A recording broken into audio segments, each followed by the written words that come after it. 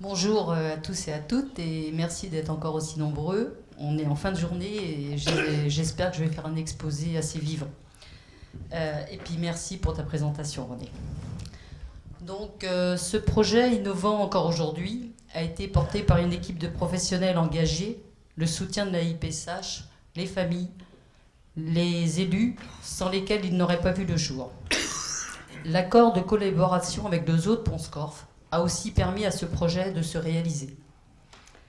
Nous nous sommes donc installés en novembre 1999. L'équipe pluridisciplinaire était composée d'un chef de service, de 2 éducateurs, d'un chargé d'insertion, d'une conseillère en éducation sociale et familiale, de 2 moniteurs d'atelier, ainsi qu'un psychologue et un médecin psychiatre en vacation. Ce dispositif de formation expérimentale, subventionné à hauteur de 80% par la GFIP, était le seul lieu sur le territoire permettant d'acquérir des compétences professionnelles afin d'intégrer le milieu ordinaire de travail pour des personnes présentant un autisme. Il permettait l'accueil de 12 stagiaires en entrée et sortie permanente, stagiaires qui venaient de toute la France.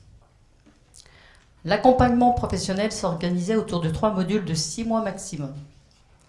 Le premier module de 6 mois permettait la validation du diagnostic d'autisme auprès du médecin psychiatre et la psychologue réalisait un test, un bilan à APEP afin d'évaluer les compétences acquises et émergentes et ainsi adapter les outils d'accompagnement. Une fois les bilans réalisés, le stagiaire devait choisir un atelier parmi un panel d'activités professionnelles. Nous proposions alors un atelier confiserie-chocolaterie, un atelier animalerie, un atelier conditionnement de pop-corn, un atelier t-shirt.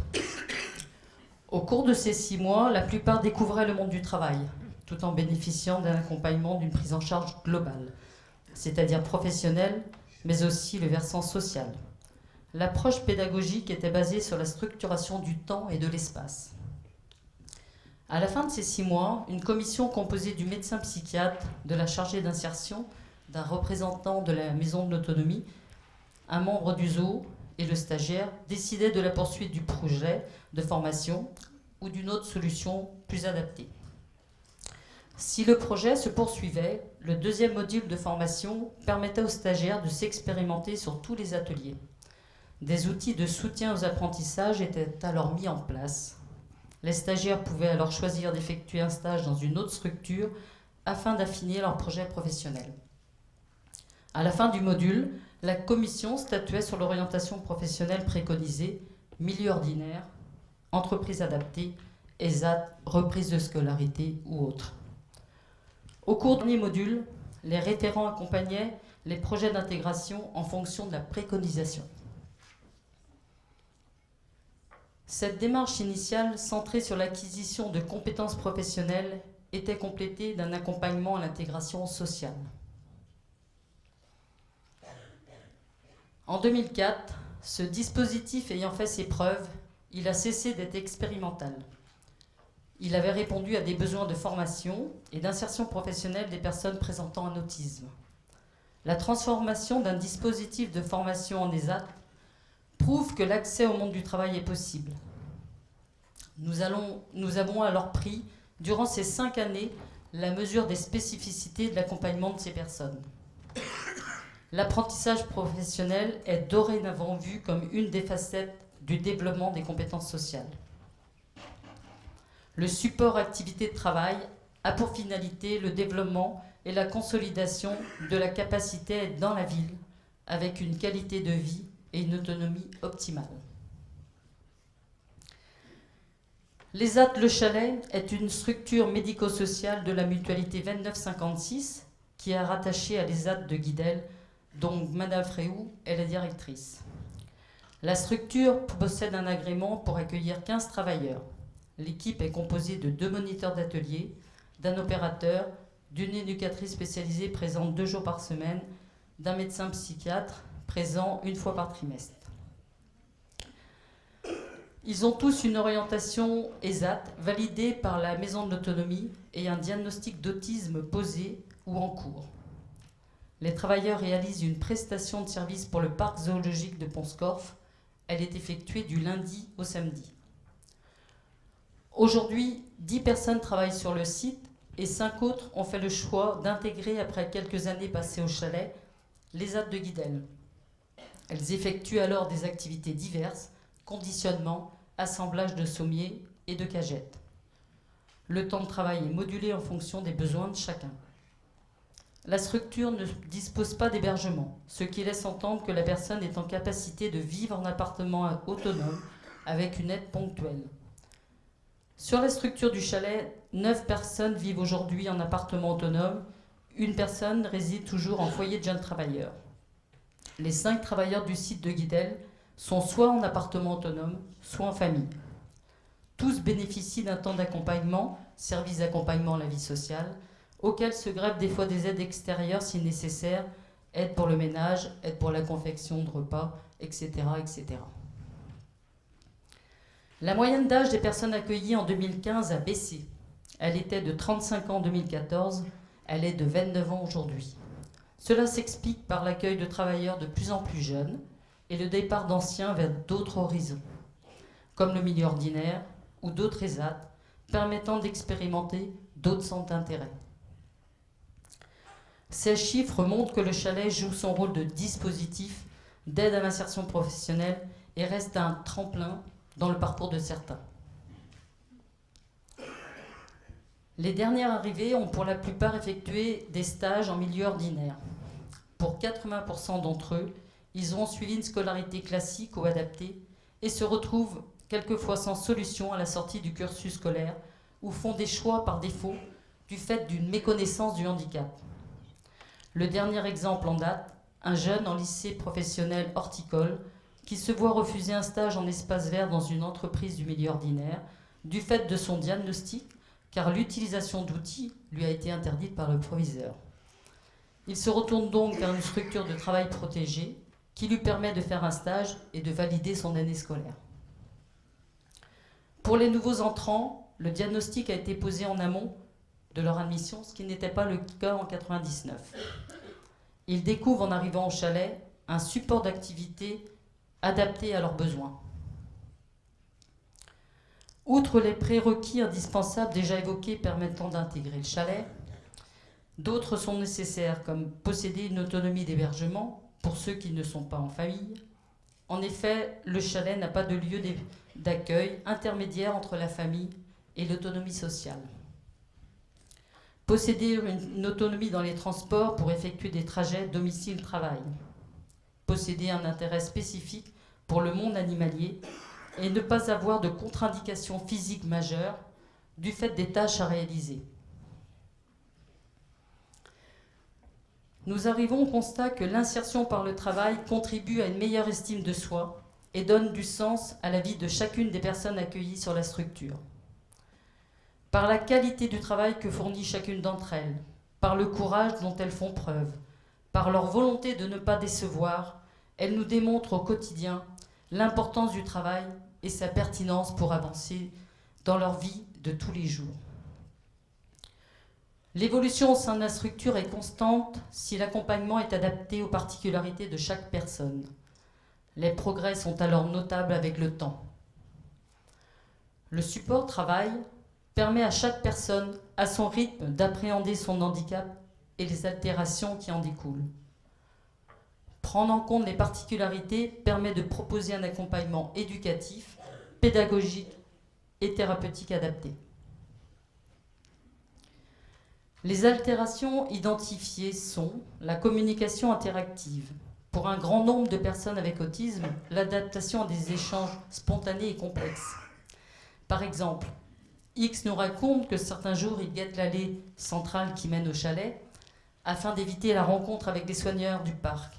Il n'est pas à l'aise pour répondre aux diverses sollicitations. Ça va, t'as regardé le match de foot, t'as bien dormi. Cet encombrement sensoriel l'empêche de participer à cet échange, bien qu'il en ait envie, et de poursuivre la conversation. Ils ont aussi des particularités sensorielles avec une hypo ou une hypersensibilité, qui peut être auditive. Par exemple, un temps d'habituation au ton de la voix du moniteur a été nécessaire pour qu'ensuite le travailleur puisse se concentrer sur les demandes de celui-ci, les remarques et surtout puisse y répondre. Ou bien ils peuvent avoir une hypersensibilité qui leur permet d'entendre des bruits qui ne sont pas forcément perceptibles et qui ne sont pas perturbants pour nous, comme le bruit d'un insecte pris dans le tue-mouche électrique, le grésillement qui peut empêcher la concentration, ou un bruit parasite dans l'appartement qui oblige à mettre un ventilateur en route afin de le dissimuler et garder de la concentration. Cette particularité peut être aussi visuelle, avec la nécessité de port de verre qui se teinte à la lumière afin qu'elle ne soit plus une gêne. Elle peut être aussi olfactive, qui rend certains postes de travail auprès des animaux très incommodants, voire irréalisables. Ou qui peut se révéler une hyposensibilité à la douleur. Cette particularité altère la perception des besoins du corps et est à l'origine d'une négligence parfois très grave pour la santé et la sécurité. Cette particularité sensorielle liée à la douleur amène une mauvaise perception des besoins de son corps. Beaucoup sont en incapacité à définir des indices, à les rassembler, afin de poser un diagnostic, prendre un rendez-vous médical en fonction des mots. X nous raconte qu'il arrive au travail avec le sourire, il se met à l'œuvre, et puis le moniteur il observe qu'il grimace à chaque fois qu'il prend l'outil. Il le questionne sur son week-end, on apprend qu'il a fait une chute en mobilette. Bon, jusqu'à là, voilà. Et lui, il a la forme, on le questionne un peu plus et on lui demande de nous montrer son bras. C'est là, alors qu'on observe que son bras est gonflé, tout bleu, mais qui ne ressent pas la douleur. On l'envoie chez le médecin, il a une fracture du poignet quand même. La fatigabilité liée à la double tâche d'être au travail et dans la vie sociale est aussi une de ces altérations. La journée de travail ne s'arrête pas à 17 heures. La différence entre une personne neurotypique et une personne atteinte d'autisme consiste à devoir faire des choix ou à se préoccuper constamment de choses dont les autres n'ont pas à se soucier, comme garder de l'énergie pour pouvoir, en dehors du temps de travail, prêter de l'attention à sa santé, manger, dormir, gérer ses rendez-vous. Les personnes accueillies au chalet contrôlent en permanence les interactions sociales inhérentes à leur travail. En travaillant au zoo, elles peuvent être interpellées par les visiteurs pour simplement indiquer pour se rendre à un enclos ou être guidées pour aller à un spectacle. Ce que nous faisons de manière implicite nécessite chez une personne avec autisme beaucoup d'efforts. En effet, leur rigidité face au changement ne leur permet pas toujours de faire preuve d'adaptation spontanée. Certaines personnes arrivent prisonnières de leur système de valeurs, ce qui peut limiter quelquefois leur analyse de l'environnement et des situations.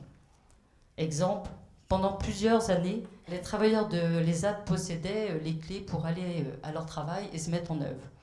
Pour des raisons de sécurité, cette gestion a été confiée aux encadrants. Suite à un incident au moment de la reprise du travail, j'ai dû confier les clés sans risque à un stagiaire éducateur, afin qu'il me relaie et l'ouvre à ma place. Ce changement a fait naître un sentiment d'injustice chez un travailleur qui est allé de suite voir le responsable du parc pour lui faire part de son mécontentement en remettant en cause mon professionnalisme. Les activités au sein du zoo sont aussi sujets à des intempéries.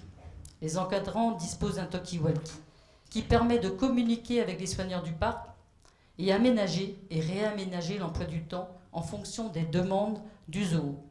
Par exemple, quand il fait froid, l'animal ne sort pas. L'encadrant doit anticiper et accompagner ce changement afin de limiter les situations d'incompréhension générant de l'angoisse. À chaque instant, les professionnels sont obligés de se réinterroger et ajuster leurs pratiques. L'accompagnement de l'équipe éducative se fait sur le versant professionnel par la facilitation de l'exécution des tâches en structurant le temps et l'espace. Chaque protocole de travail est personnalisé et élaboré avec la personne. L'appréhension de l'espace pour certains travailleurs est complexe. Aussi, pour certains, des repères au sol seront utiles, pour d'autres, des photos accompagnant les protocoles serviront de repères. Concernant la gestion du temps, une numérotation des tâches pourra permettre d'enseigner les étapes dans un bon ordre. Dans chaque enclos, les protocoles sont affichés. Pour ceux qui travaillent depuis un moment sur un enclos, ce rappel visuel peut s'avérer un outil utile lorsqu'ils sont fatigués ou parasités par un événement. L'atelier dit animalerie est le lieu dédié aux nouveaux arrivants, aux stagiaires et aux personnes qui ont besoin d'un lieu structuré. Les espaces y sont délimités, il y a peu de passages. Un professionnel est toujours à proximité pour anticiper et ou planifier le travail. Par exemple, les travailleurs nous rapportent souvent que dans leur expérience précédente, ils étaient considérés comme feignants. Pour y pallier, il leur suffit de préciser les consignes et de délimiter les espaces. Il est compliqué pour une personne avec autisme de s'entendre dire « tu tonds la pelouse ?» sans préciser d'où à où, ni comment le faire, la hauteur de la tonte, le ramassage de l'herbe. Un travailleur nous a raconté dernièrement « j'avais tondu devant la maison, mais pas derrière. Quand la machine a cessé de fonctionner, je n'ai pas pensé rajouter de l'essence. Bref, j'étais là et j'attendais la suite. » Ce que nous considérons comme un défaut d'initiative n'est que la difficulté à analyser l'environnement. Par exemple, un travailleur arrive sur un enclos et au moment de nettoyer la loge, constate qu'il n'a pas d'eau à son tuyau d'arrosage. Il appelle l'encadrant, Partoki, qui se déplace sur le lieu. Le professionnel fait alors et propose un apprentissage fonctionnel en aidant le travailleur à surmonter son problème par déduction. Cet apprentissage est ensuite réutilisable dans diverses situations de résolution de problèmes. Les professionnels doivent porter une attention particulière à l'environnement afin de maîtriser les éventuels parasitages. Un exemple, une personne arrivée dernièrement effectue un travail parfait, mais l'équipe observe qu'elle est vite parasitée, distraite par les passages. Un poste de travail face au mur, le port de bouchons d'oreille et des temps de pause supplémentaires mais structurés lui ont été proposés. Cela lui a permis de maintenir sa concentration au travail. Il importe donc d'adapter l'environnement à la personne et de lui apporter des réponses et des soutiens adaptés.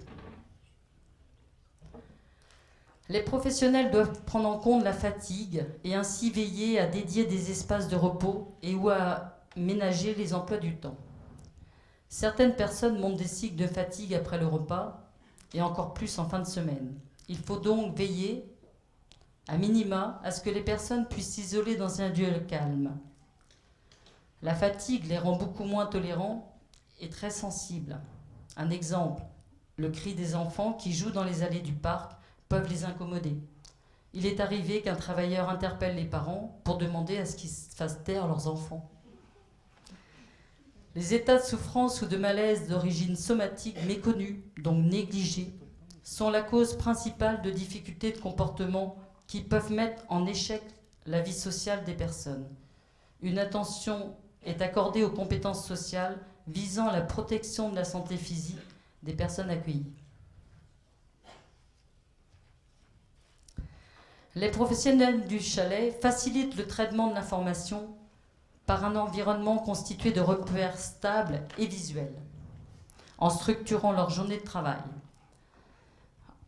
Au chalet, les travailleurs bénéficient de différents supports pour qu'ils puissent identifier les tâches quotidiennes, se repérer dans le temps, dans l'espace, prendre des initiatives comme se déplacer spontanément d'un endroit à un autre et ainsi développer une certaine autonomie. Un planning journalier ou à la demi-journée est élaboré avec la personne et mis à sa disposition. Les supports sont visuels et comportent des photos. Ils précisent le nom du référent, le lieu et la tâche à effectuer. Quel que soit l'outil, il est nécessaire à toutes les personnes accueillies sur la structure. L'accompagnement se fait aussi sur le versant social et éducatif, par l'apprentissage, le développement et la consolidation des habiletés sociales. Toutes les compétences développées sur le versant professionnel permettent à chaque personne de mieux appréhender la gestion au quotidien. Pour consolider les acquis, les personnes ont besoin de soutien sur le versant social. X nous raconte son week-end. Depuis qu'il a planifié ses tâches quotidiennes de la semaine, il a enfin pu téléphoner à une personne pour aller au cinéma. Il était fier de cette réussite. A l'inverse, c'est encore trop souvent que nous constatons leur défaut d'organisation. Les personnes sont submergées par des tâches simples pour nous, mais complexes pour elles, comme faire la vaisselle, se faire à manger, etc., etc. L'accompagnement donc à la vie sociale est la mission la plus importante. Nous leur apprenons à séquencer leur activité de travail et à prioriser les actions. Or, il est compliqué de transposer cet apprentissage fonctionnel dans le quotidien de manière intuitive. La mise en œuvre de soutiens extérieurs, médicaux, paramédicaux et pédagogiques est aussi nécessaire. Ainsi, des prescriptions de séances de kiné peuvent permettre d'améliorer la posture. Des prescriptions de séances d'orthophonie, pour d'autres, permettent d'améliorer la communication. Et la proposition de formation gestes et postures peut prévenir de la douleur et de l'usure professionnelle. Pour que l'accompagnement soit optimal, nous devons donc garantir une coordination efficace entre les interlocuteurs sociaux et paramédicaux, car elle permet de structurer le quotidien. Par exemple, les vacances sont programmées à l'avance afin de permettre à chacun de prévoir une organisation de ses congés. Mais il faut penser pour eux à coordonner les accompagnements, comme l'arrêt ponctuel du SAVS, service d'accompagnement à la vie sociale, ou des aides ménagères. Nous soutenons aussi des projets quels qu'ils soient. Dès qu'une demande ou un besoin émerge, et ce à l'aide du projet personnalisé. Pour la personne qui souhaite effectuer un stage à l'extérieur, outre l'entreprise d'accueil à trouver, il faut penser aussi à mettre un accompagnement global. Pour cela, nous préparons en amont ce projet avec le travailleur concerné.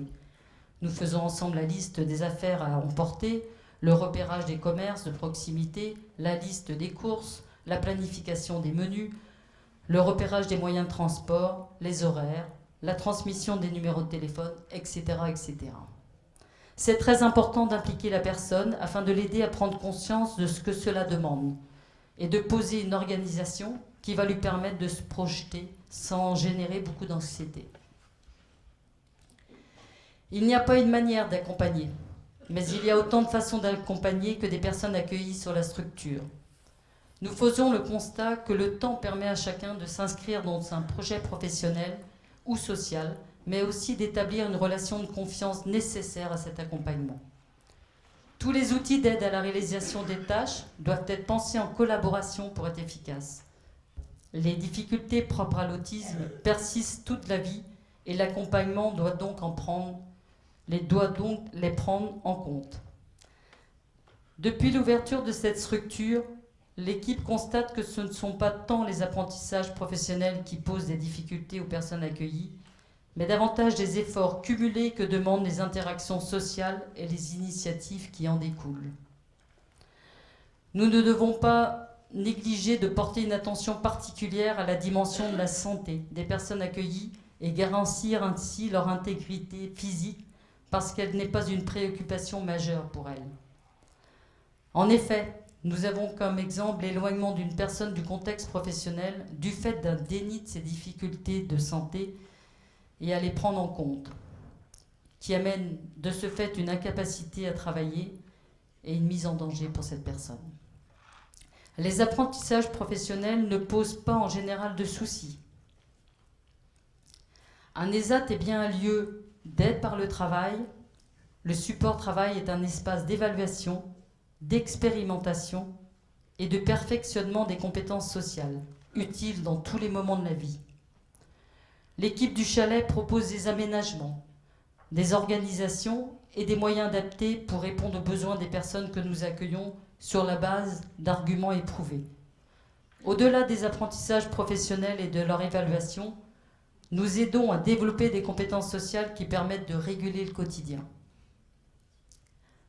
L'incidence des événements de la vie au travail est très aggravée pour les personnes avec autisme. Cela peut concerner les relations avec les collègues de travail, la hiérarchie, les conditions mêmes de travail, les bruits, les odeurs, le climat, les horaires ou encore tout changement non accompagné. L'ESAT permet l'acquisition d'un savoir-faire par l'expérimentation et la mise en situation répétée. L'accueil de ces personnes, leur cohabitation est source d'enrichissement réciproque et permet de découvrir leur capacité à être solidaires entre eux.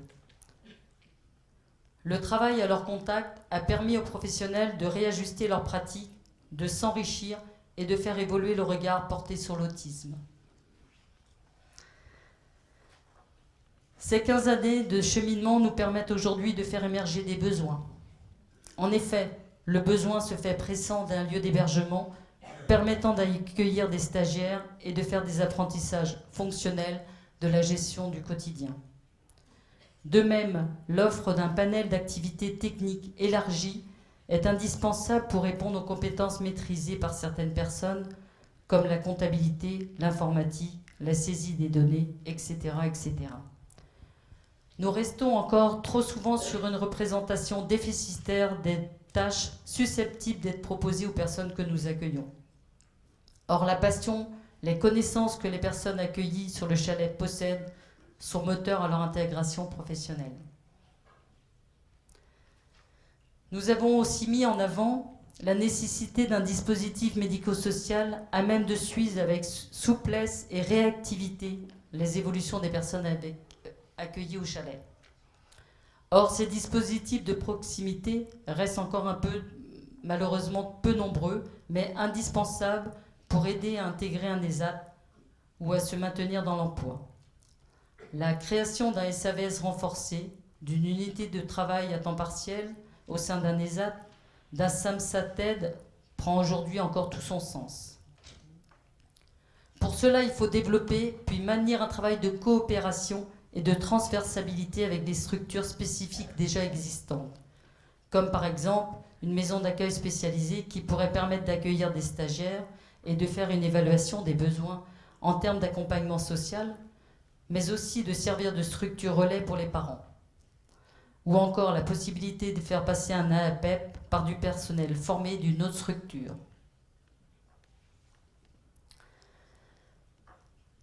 Je vais clore ma présentation, mais je tenais à remercier les organisateurs de ce colloque, ma direction et la direction générale de la mutualité, qui cherchent à nos côtés à répondre et à améliorer la qualité des accompagnements des personnes avec autisme.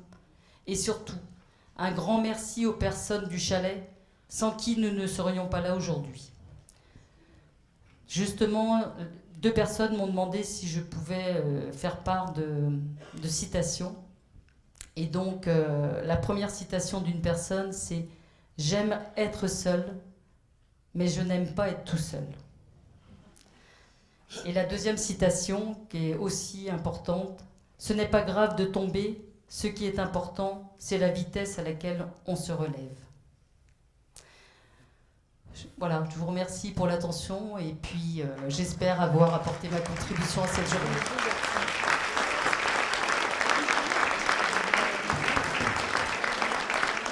Merci. Je peux ajouter, parce que Mme Bardou me l'avait soufflé dans l'oreille, il y a quelqu'un qui n'est pas là aujourd'hui, à qui on pense beaucoup, hein, avec beaucoup d'émotion. Il est toujours vivant, mais il a subi un syndrome Lemonnier il y a quelques années au sein de notre structure. Il était fondateur, il était l'âme de cette expérience. Il est toujours là dans nos têtes et dans nos cœurs. Pierre Lehassec, merci pour lui.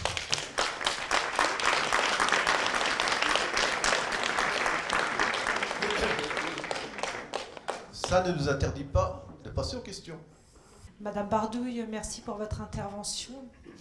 Je souhaiterais savoir si ces 15 années d'expérience, selon vous, il y a un réel bénéfice pour les personnes avec autisme d'avoir une activité professionnelle et ce qui en découle aussi une vie sociale. Je crois que j'ai essayé de démontrer à travers des exemples, mais voilà, on a des personnes qui ont intégré le dispositif en 99, qui aujourd'hui font encore partie de l'équipe.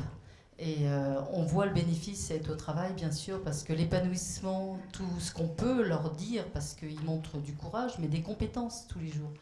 Et le regard qu'on porte sur eux leur donne une certaine estime et les aide à développer, bien sûr, leur quotidien, donc aller vers des horizons qui, jusqu'à là, ils n'auraient pas osé franchir la porte. On a des personnes qui, aujourd'hui, font des projets extraordinaires de loisirs, mais il leur a fallu peut-être une dizaine d'années pour ça. Mais le temps, je veux dire, c'est le résultat. Et je pense que ça, on doit être fiers. Support travail, c'est... On peut penser à quelqu'un qui aujourd'hui est parti dans un autre ESAT, ou elle est responsable d'un atelier. hein, un atelier de couture, et elle est le petit contremaître, et elle travaille avec des personnes trisomiques qui lui faisaient très peur au départ. Et en fait, elle y a trouvé de l'amitié, des sourires, de la bonne humeur, une affectivité qu'elle avait, elle, de la peine à exprimer, et elle s'est appuyée dessus, et aujourd'hui, elle est fière d'être responsable d'une production de très haute qualité. Enfin, hein. Ah ouais, les réalisations qu'elle fait. Mais bon, c'est une personne qui n'avait jamais pensé que ce centre d'intérêt l'aurait amenée à travailler. Elle faisait de la couture chez nous, mais elle est restée quelques années à travailler sur des activités de l'animalerie. Et puis c'est un jour, on a visité un ESAT, on a commencé à parler, puis elle me dit, mais moi j'ai des compétences en couture, et voilà quoi. Belle aventure. Je voudrais dire aussi que certains sont passés par le chalet, par le dispositif, et travaillent en ordinaire. Je pense notamment à Guénolé qui avait la passion des nombres, parce que à la plage, à 2 ans, il écrivait déjà des chiffres, mais il travaille depuis 8 ans comme comptable dans une entreprise, en milieu ordinaire, et son intégration se passe bien. Et même, il y avait peut-être quelque chose qui avait été dit à tort à l'entreprise, c'est que les autistes résistent au changement. Or, le problème, c'est que le changement est accompagné, et notamment, les changements des procédures comptables ont été faits avec lui, et ça s'est extrêmement bien passé. Et alors, je rappelle aussi que pour les services d'accompagnement à la vie sociale, c'est le conseil départemental qui les finance.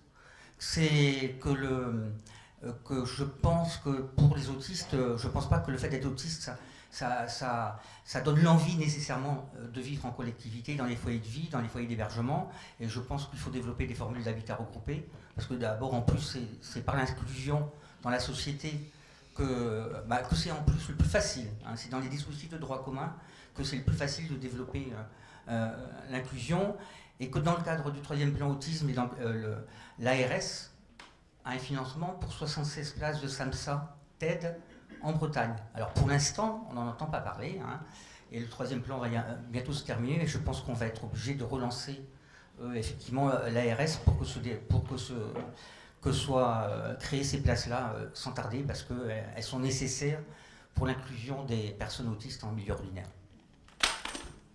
Je voudrais rajouter aussi quelques expériences. On a aussi des personnes qui sont mises à disposition dans des entreprises.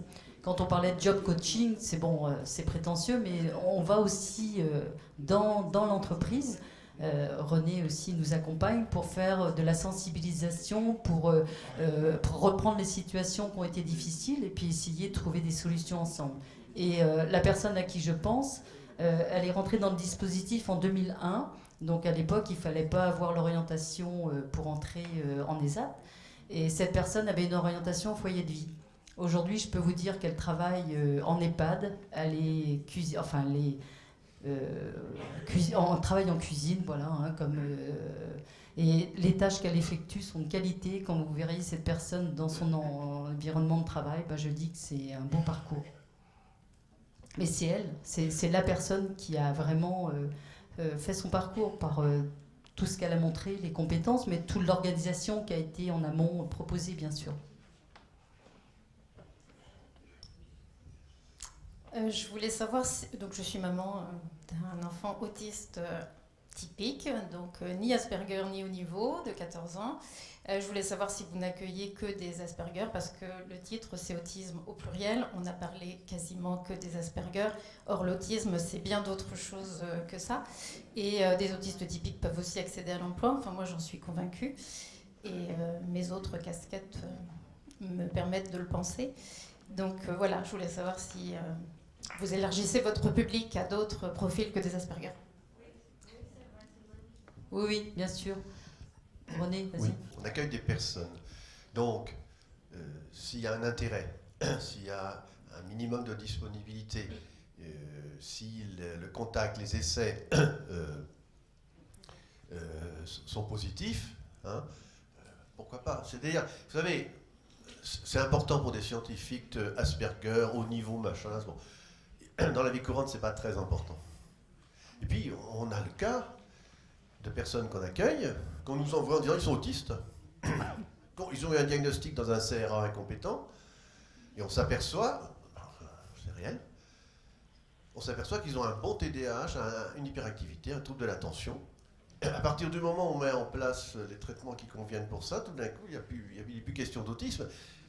Mais ces personnes-là, elles vont s'appuyer sur la structure pour consolider leur projet, développer un projet et ensuite partir vers d'autres choses ou rester.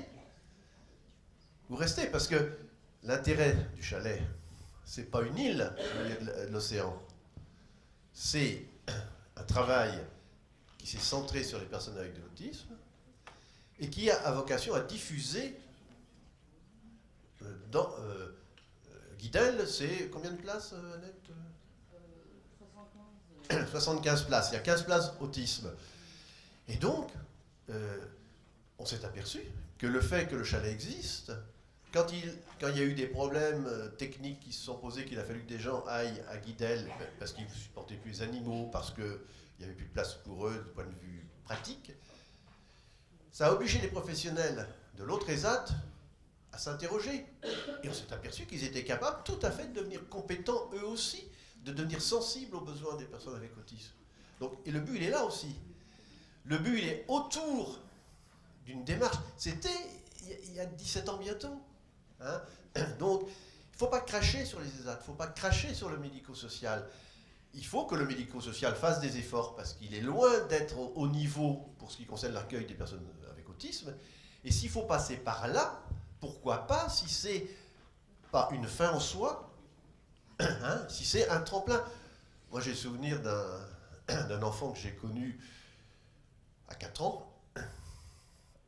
Il venait, et puis quand il arrivait, il ne parlait pas, mais il me donnait des dessins.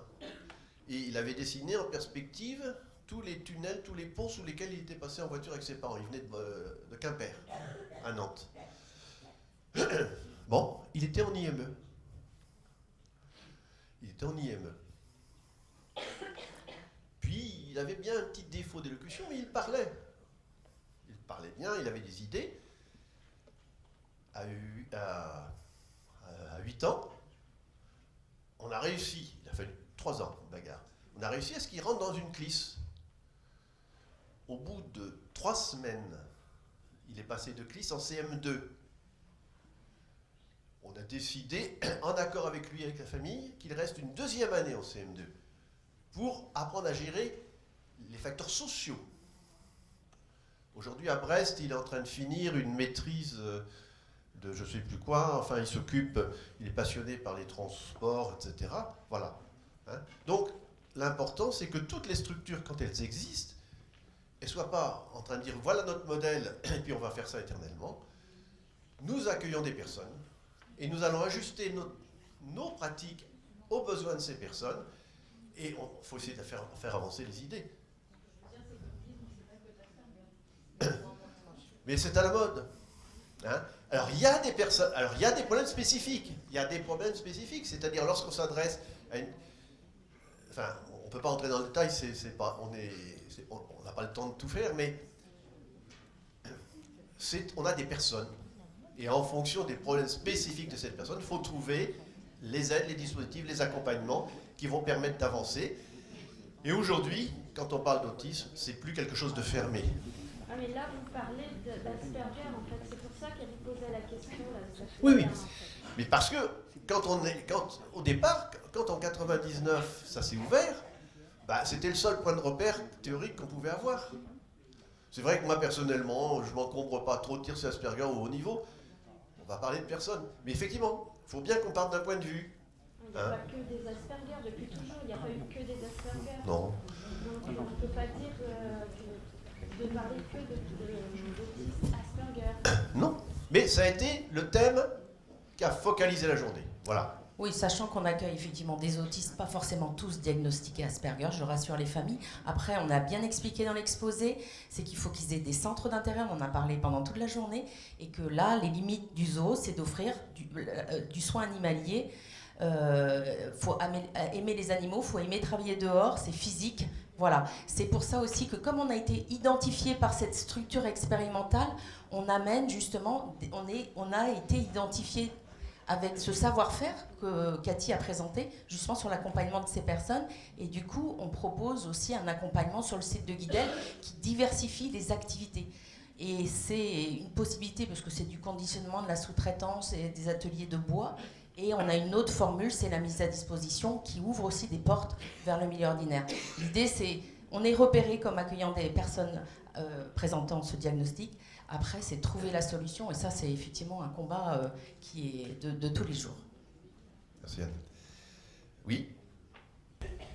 Bonjour, je suis Bénédicte Prigent-Guillou. J'ai un grand jeune homme de 25 ans qui est, je suis désolée, autiste Asperger, ou du moins qui a été diagnostiqué comme ça, mais il n'a pas que ça. Et il a une reconnaissance de travailleur handicapé. Il a actuellement une licence de biologie. Il a décidé d'arrêter ses études à cause de ses difficultés d'autonomie dans le sens de la relation aux autres. Voilà. Et parce qu'il n'y avait pas d'accompagnement adéquat dans le secteur, malgré tout, de l'UBO de Brest, en faculté. Et actuellement, du fait de sa recherche d'emploi, nous heurtons à deux principes. Conserver bien évidemment son centre d'intérêt, hein, ça on en a suffisamment parlé, mais en même temps, qui est la biologie sous toutes ses formes. Mais il n'est pas suffisamment ni en capacité de relation à autrui, pour l'instant en tout cas, ni d'autonomie personnelle réelle, bien qu'il ait vécu en cité universitaire. Hein. Donc il sait se faire à manger, etc. Quand tout est bien expliqué, bien cadré, ça peut se faire. Donc le chalet, évidemment, serait une ouverture extraordinaire dans son actuelle recherche de stage pour, par la suite, éventuellement, pouvoir lui ouvrir aussi des possibilités d'emploi ultérieures. Et je voulais savoir, entre autres, excusez-moi pour ce long préambule, si il est absolument indispensable d'avoir une orientation exacte, parce que s'il a une RQTH, il n'a pas d'orientation exacte. Alors là, pour l'accueil, pour le coup, la structure telle qu'elle est aujourd'hui, qu'elle fonctionne, il faut une orientation de la MDA, orientation ESAT, oui. Ce qui n'était pas le cas en 99, mais aujourd'hui, on est un ESAT. Mais oui. Oui. Oui. Voilà. Par contre, le stage, oui. Ça commence par là. Ça commence par là et Il faut après c'est modifier même indispensable. l'orientation.